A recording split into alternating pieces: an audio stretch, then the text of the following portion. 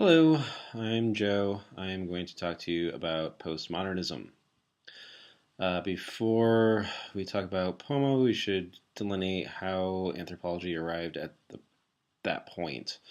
Um, Anthropology was starting out separating itself from sociology and psychology to emerge as its own legitimate scientific field of study. Burgeoning anthropologists adopted methodologies that the hard sciences had appointed, namely the scientific method. But this sort of lends to a very straightforward and dry discursive approach. It's a more report like, enumerated, and distant, which implies a certain removal of the ethnographer from the culture being studied. This association with the hard sciences also sort of resulted in a self-appointed prestige. Uh, in the Erosion of Classic Norms by Rosaldo, he discusses the approach of classic forms of anthropology regarding culture in terms lumping cultures into more unified wholes. These outmoded forms of anthropological theorizing, ethnography, and discourse often refer to cultures as being bounded by territory, lines drawn, boundaries as on a map. The culture is therefore defined by territorialization, which I will discuss in a bit.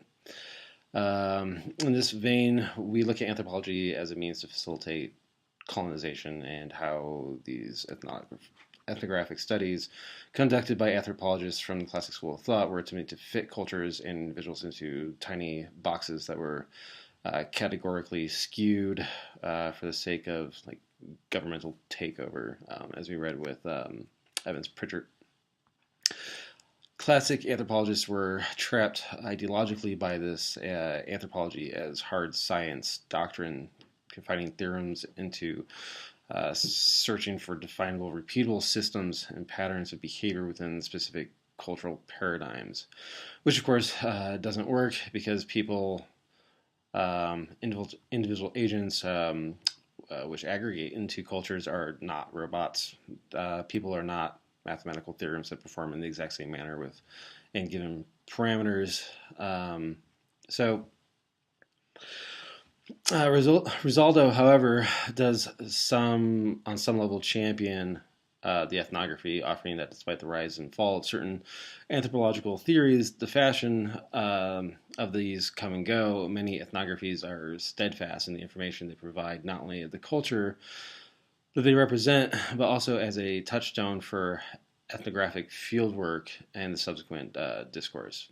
Although discursive writing has a particular air of elitism and it's very jargon driven, kind of mind numbing academic writing. Risaldo seriously promotes and pushes alternative writing styles through ethnographic experimentation or writing ethnographies, the experimentation with that. So at this point in like the anthropological game, it's an imperative to make the content of ethnography more accessible and digestible by, say, like the layperson, and almost to an extent like the lowest common denominator. I think we are in a point in history where people aren't educated enough about culture and cultures other than their own. So Rosaldo quotes Gertz regarding changes in the social sciences and specifically in the detached observer phenomena of classic anthropology. It's a method that in which the ethnographer and the informants and the culture are alien to each other and remain alien. Rosaldo also talks about attachment and detachment in the context of his article, the grief article, and the headhunting, and specifically upon listening to the Ilongot, and how they've chosen headhunting as a form of catharsis in the face of death, bereavement, and anger, and subsequently beheading a stranger.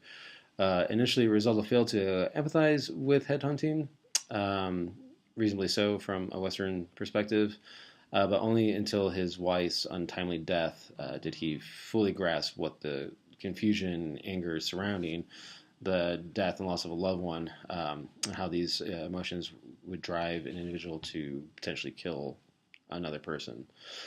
Um, from his discussion about the Longa and his own narrative concerning his wife's death and relating to the emotions that arise with individuals within both cultures create a commonality. In some way or form, this discourse lends to a postmodern approach or perspective in anthropology, which is concerned with the specificity and mutability of the disposition of both the informant and the anthropologist, which is in direct contrast to the classic ethno-scientific perspective of culture being static, unchanging, and within any individual or agency, contrary to what has been established as the norm, is simplified as an isolated and marginalized behavior. So, if any person acts outside of what has been established as a cultural norm, it's more or less kind of brushed aside, ignored. So, postmodern ethnography, therefore, can be described as introspective, creating self-awareness. It's multivocal, analytical comparison of one culture to another, measuring and recording the similarities and differences between cultures. As opposed to the classic form of anthropology, Pomo seeks to abolish imaginary borders, preconceptions, and preconfigured systems of gathering research and data, and the juxtaposition of the observer and the observed. As mentioned, there's a break in traditional perspective of these implicit boundaries between cultures that typically have been drawn out and have been redrawn for centuries as territories or provinces, states, countries. And within these territories, very specific forms of very specific subcategories of culture and cultures themselves exist. Say, for example, within the borders of India, you have very specific music, very specific food, very specific dance, specific religious rites, dress, cinema, appearance, etc. Or at least by these territorialized means, that's the gist. But we know that this is not true. That India is not just one form of like all of these things. It's not isolated. And there are many cultures that not only exist within India, but these cultures cross over and interact with others. So as Appadurai states, within his like ethnosphere, many other groups come into and leave the borders of India. We have tourists, immigrants, refugees, migrant workers, nomads, etc. In addition to that, so there's also borders or like the borderlands. So between like India or Pakistan or India and Nepal, and like there's these are also very important regions to consider because the individuals that straddle these borders, they're neither here nor there. They have like their own culture essentially. And they don't they haven't really fit the bill for categorizing into neat little boxes for our classic or modern anthropologists. So additional influences for crossing borders, however you want to call it, we have Appadurai's Technoscape, which provides accessibility to technology that allows individuals to be exposed to other economies, polities, markets, and currency, and then also various mediascapes that grants access to the internet and digital information, so images, news, literature, e-zines, TV, video blogs, film, porn, whatever you name it. If you can type it into a search engine, then you can access it. The only thing that you're really constrained by, for the most part, is your own imagination. So we also have ideascapes, which once everyone's done Googling like garbage, they can kind of go into searching for more concept words, which are more philosophical and political in nature, which then can be digested as information, cultures, ideas from other cultures that can at risk weaken the state, essentially. Um, so all of aperturized scapes and decolonization and the concept of borderlands all lend to the idea of deterritorialization. Um, so you start to see like an overlap in labor forces, class designations, political and religious affiliations, gender roles, sexual orientation, gender identities, and so on.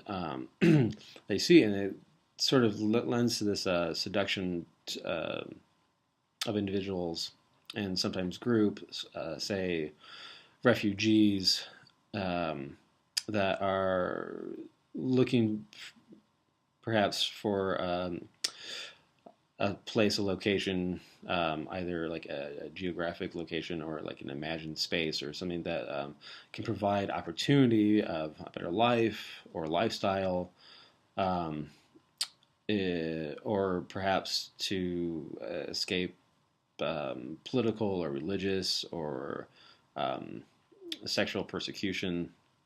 Um, and this way we have people leaving homelands, territories, whatever, in what is called diaspora. But that's it. Thanks.